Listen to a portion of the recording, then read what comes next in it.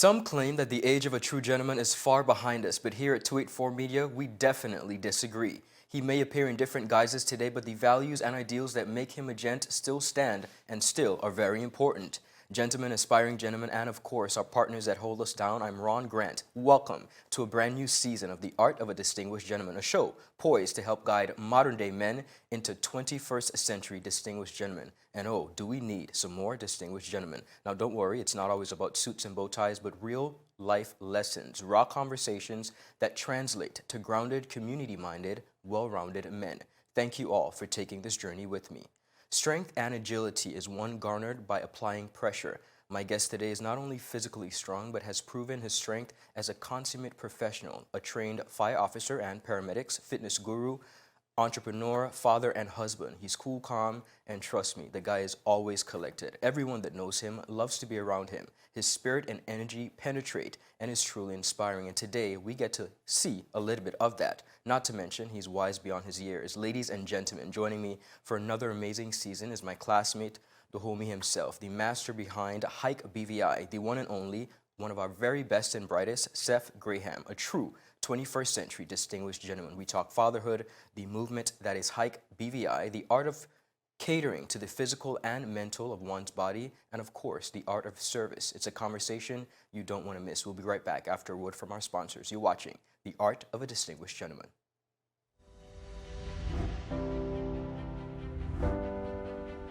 The win! Oh! What are the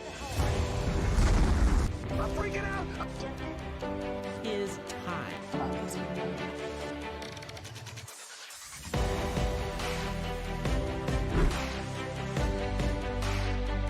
284 Music. Coming to you live and direct from the beautiful British Virgin Islands. What's poppin', what's really good, what's happening, what's up?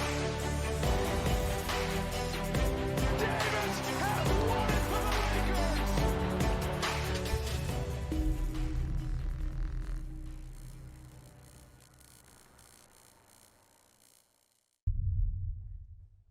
Viewers, welcome back. For those just joining us, you're watching The Art of a Distinguished Gentleman, the one and only Sef Graham. Welcome to The Art of a Distinguished Gentleman. Thank you, Ron. Cheers. Thank you.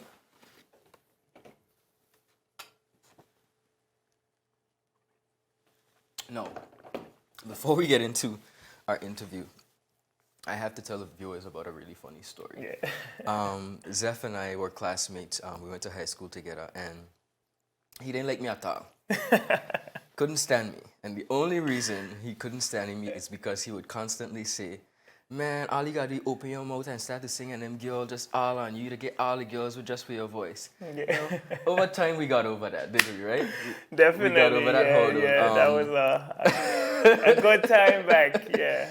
It's so good to have you here. Yeah, thanks for having me, Ron. You've been doing a lot of amazing things. A fire officer, paramedic, serving your community in a number of different aspects. But before we get into that act of service, you have literally, I'd like to say, changed the game in regards to allowing and creating an avenue for Virgin Islanders to be gainfully occupied while catering to their mental and physical.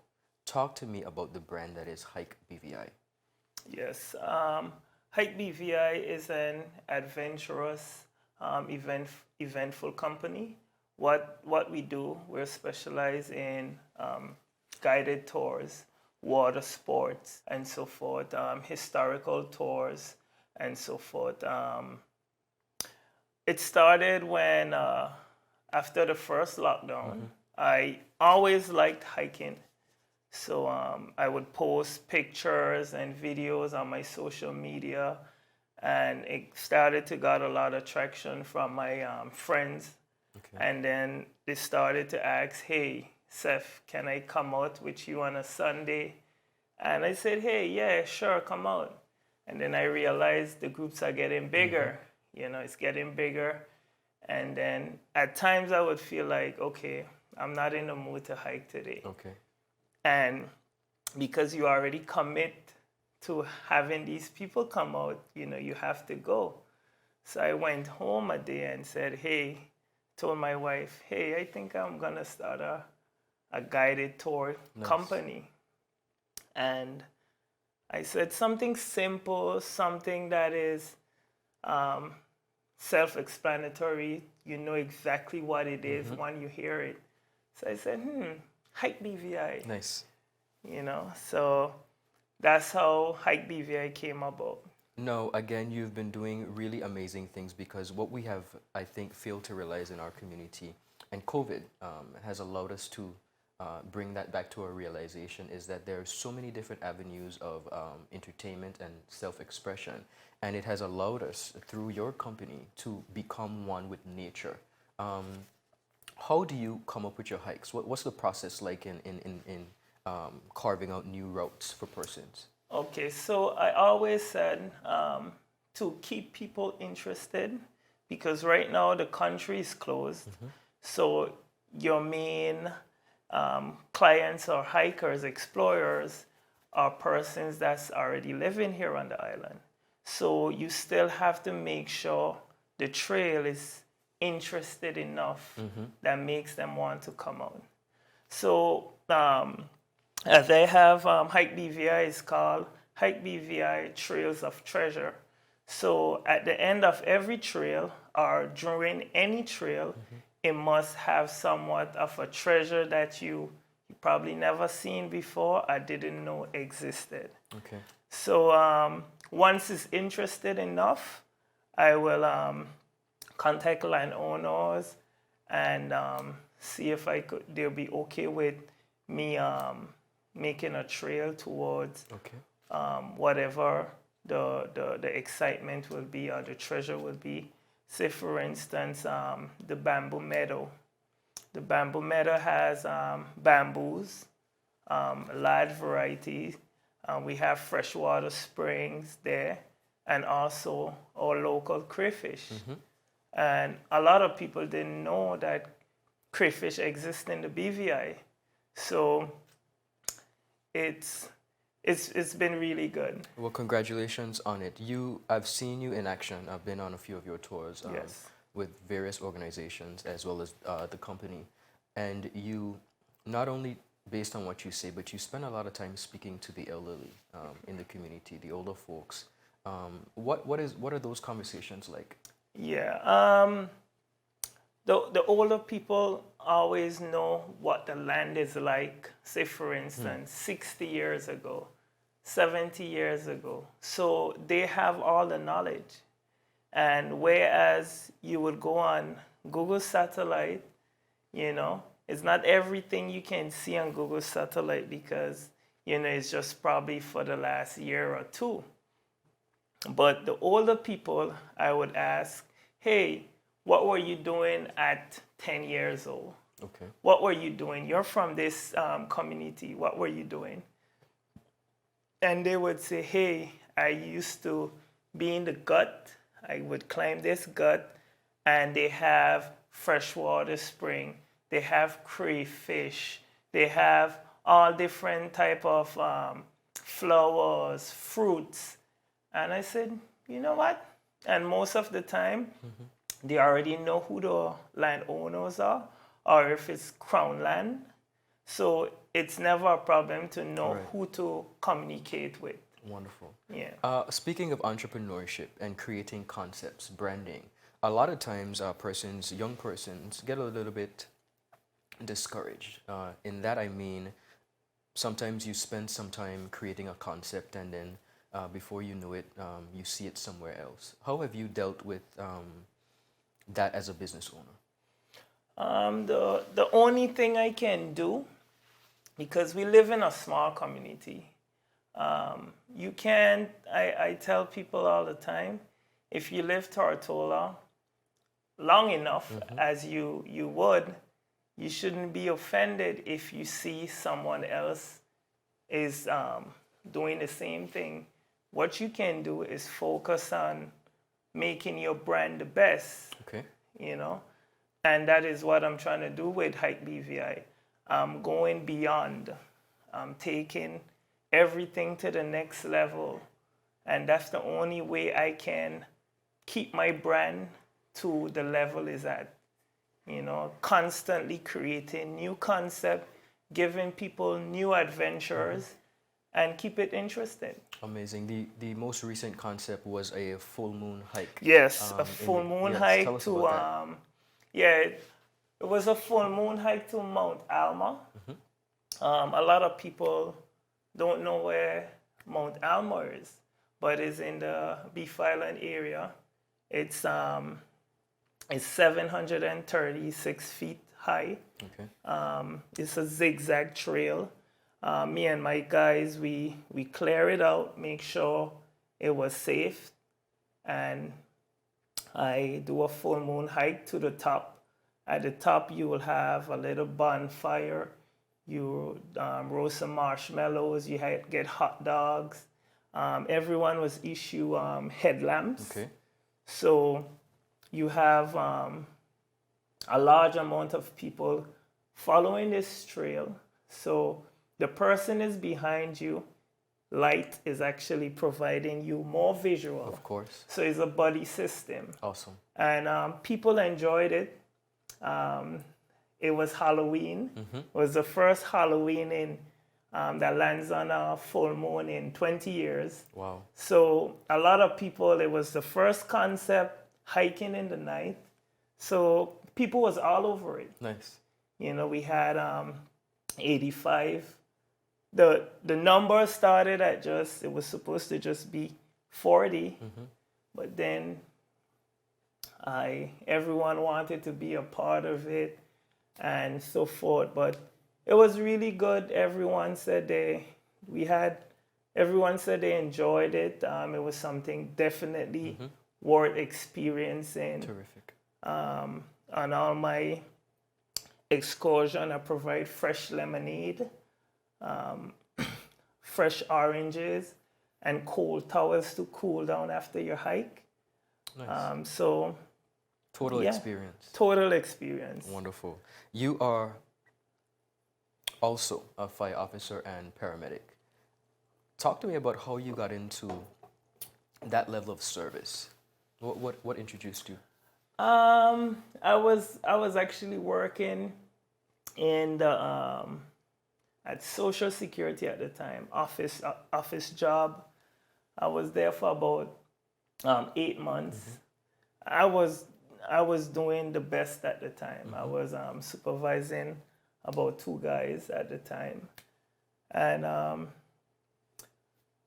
I just said I always would be at my desk looking out the window, and everyone outside always seemed so happy.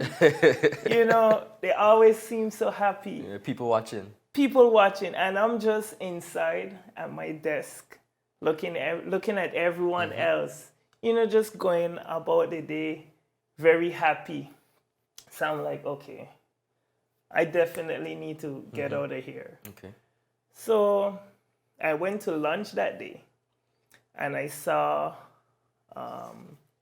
one of my old high school classmates in his fire officer uniform. I was like, what? I was like, this seemed like something I would love. It's outdoors. You get free education. I said, yeah. So I stopped by the next day, got an application, filled it out, and I got the job. Wow. At the time, they wanted 6 officers. It had about 30 there at the interview. And I was grateful that I was one of those lucky 6. Amazing. What's the most enjoyable part for you about being a fire officer and paramedics? Saving people. You know, saving people's lives, saving people property, you know, helping people when they're in the most desperate times, you know. And they always remember you, you know. Even if they're strangers, they will always say, hey, how are you doing, you know. Providing that service alone gives me great confidence to, you know, keep doing it. I was amazed to hear you speak about the transition from the office to outdoors, because a lot of times as young men or young professionals, there's somewhat of a stereotype. Persons somehow feel that it has to be an office desk. It has to an office job. It has to be you have to wear a tie, and that ultimately, gentlemen, is not the goal. The end goal is to find passion, find purpose, and do what you love. And I'm so happy to hear that you were able to transition into doing what you love while still serving and helping people. Yeah. Amazing. Yeah, definitely. It was easy for me, but people who knew me or people who saw me in the environment, in the community, they didn't take it so lightly. So they would see me in my uniform and they would be like, "No, Sef, nah, that's not for you. That's not for you." So I'm like, would you pay me if I dress up in a tie for you every day? I would do it if you pay me to look that way for you. But you should be happy that I'm trying to do something and seek happiness in other ways, you know? Speak to that a little bit about the perseverance in anything, whether it's job, family, career, while other persons are so quick to say, nah, that ain't for you. Yeah. Everyone always thinks that they know what's best for you. And I always tell people, hey, you know, everyone, we live in a selfish world, okay? Don't make someone else selfish decision, make a selfish decision for you. You know, you should decide what makes you happy because the world is already in a bad state, you know? You already have a life. The least you could do is be happy, you know? Indeed. So I always tell people, whatever decisions you make sure you're happy because at the end of the day, the person behind you is gonna tell you to do something that would make them happy. You know, so always focus on your happiness sometimes. You know, it's not all about compromising, you know. Awesome advice. Yeah, so whatever you guys thinking about doing, make sure once you're happy doing it, that's all that matters. And on that note, viewers, we're going to take a quick commercial break. We'll be right back. You're watching The Art of a Distinguished Gentleman. Brilliant Hands and Minds tutoring services, one-on-one tutorials in math and English, intense homework assistance, academic enrichment, school projects, effective communication and public speaking development, sign language for adults and children on Saturdays only. Registered with the Virgin Islands High School Certificate Program, Brilliant Hands and Minds can help you too. Offering intense curriculum-based training to help you or your loved ones get their high school diploma. It's time to make your family's education a #1 priority. Hurry, space is limited. Brilliant Hands and Minds Learning Center. We are the trained education professionals.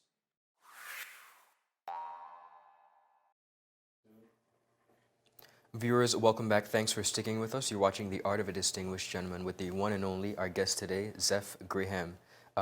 You are what I would consider a fitness guru. You take health and what you put into your body very seriously. Tell us about that journey.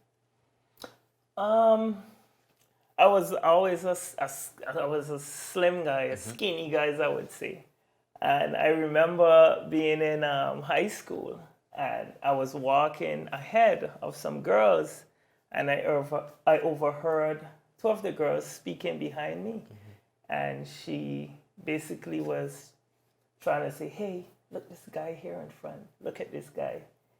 And then the girl said, "Yeah, he okay, but he too skinny though." I was like, "What? What?" So I went home because it weighed on me. Of course. Yeah, it's weighed on me. So I went home. I was like, okay, what is this? The word she used was lanky. You know? So, I'll tell you this. Yeah. A lady used neat to describe me one time. I was like, No. come for another adjective, sweetie. Now, let's go. Go ahead. So she used the word lanky, and I went home. I was in high school, so I was like, okay, I definitely need to do something, you know? So I was real hesitant about going to the gym because, you know, the gym, you have all these big, strong guys, and, you know, so I was trying to get some friends to come with me. They was in better shape, I think, built-wise. So they didn't really care to go as much as I would want to go. So we started out, it was two of them, and then they stopped going to the gym. But I stayed with it, and over the years, it have changed how my whole posture. It changes your whole confidence. You know, it makes you feel much better, and not just about how it looks. It makes you feel much better. You know, on the inside also. Okay. And you know, as we get older, you always want to focus on your body because this is the only thing that's keeping you above ground. So just like you maintain your car, you maintain anything else, you know, you have to maintain your body because that's the only thing that's keeping you alive. So I always tell people, hey, even if you don't go to the gym or you can't make it to the gym, what you can do is eat a better way. You know, if you can't make it to the gym, eat much healthier. You know, Try to start somewhere. start somewhere. You know, do something small, and it will pay off. You know, I love the fact that what may have started out as a bit of insecurity based on a comment really turned into a lifestyle. yes, definitely, sure did. Awesome. Yes. And I believe that as we speak about this conversation of not only physical well-being and fitness, but the confidence comes in. Speak to me about the ability to, despite the perception of others and the same breath of conversation, be so confident. Because in doing my research, one of the words that came up with our think tank was confident to describe you. Where did that confidence come from? The confidence came after realizing,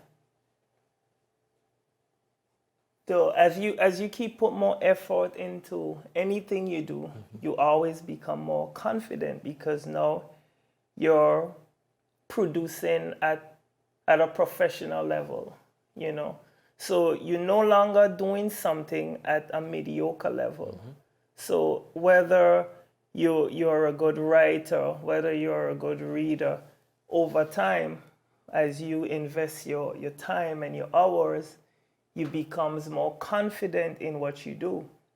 So I think it's just over time, after being in the gym, I know exactly what I want to do. I know all my routine. Also for hiking, all my content, I've become so confident in what I know, and my ability is, you know, it boosts your confidence. And it's like nothing. Yeah, it becomes like second nature. It's Awesome. like learning to drive a car versus fully skilled in driving. Beautiful. You are a husband and father. Yes. Tell us about those roles.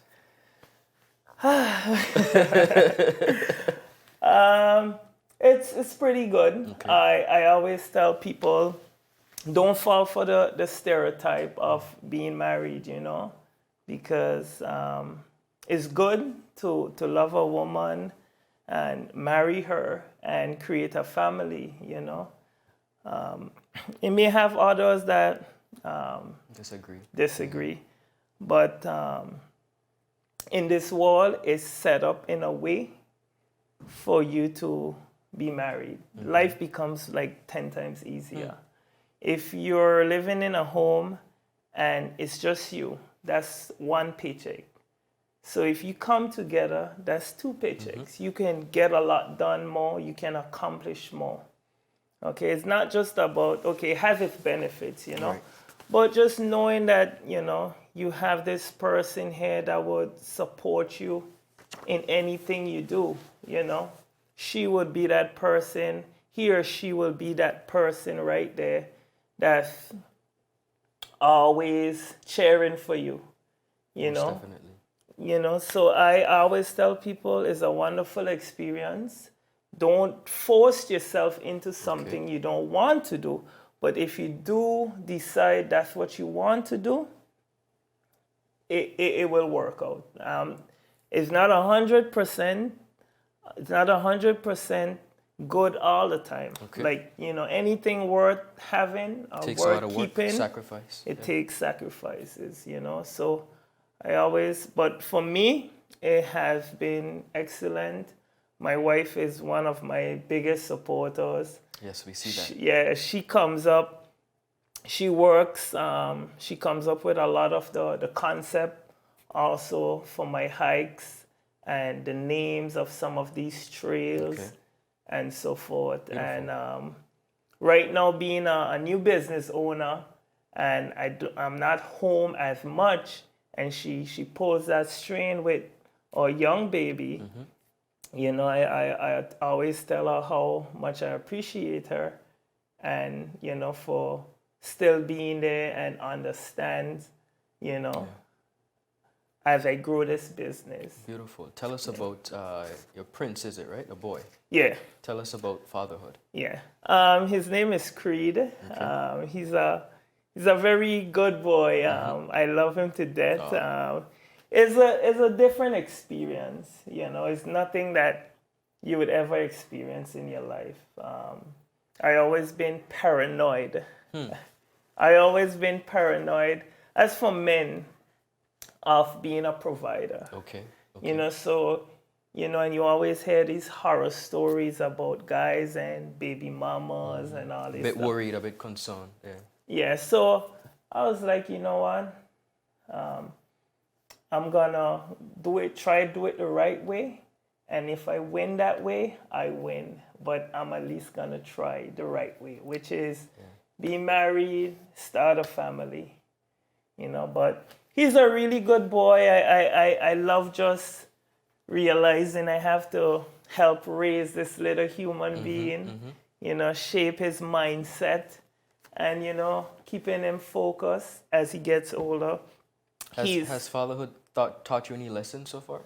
Any particular lessons? Patience. Patience. Because once you want him to sleep now, he's not going to sleep now. Okay. You have to wait until when he's ready, And but the whole experience itself is a learning experience. It's my first child. Okay. So it's all that we got in it together, and we just learning new things. Beautiful. Fatherhood, there's family, a lot of faith and inspiration. As we really analyze, our process, was there anything really difficult about your process? And we always hear trust the process, trust the process. From growing up as a young man to becoming an adult, a family man, husband, father, provider. Was there anything along that process that maybe was a bit difficult for you? At times, yeah. Okay. What I would say could sway persons is handling comments from others. The comments and the constant criticism along that way can either knock you off your trail, or you use it to help power you to where you needs to be. But the constant criticism along that way, along that process, as they would say, can be detrimental. Okay. If you're not a person who takes criticism well, Yes. it can break you. So I always tell people, although people will criticize you or make comments, you just have to constantly keep in mind what you want to accomplish and constantly keep going.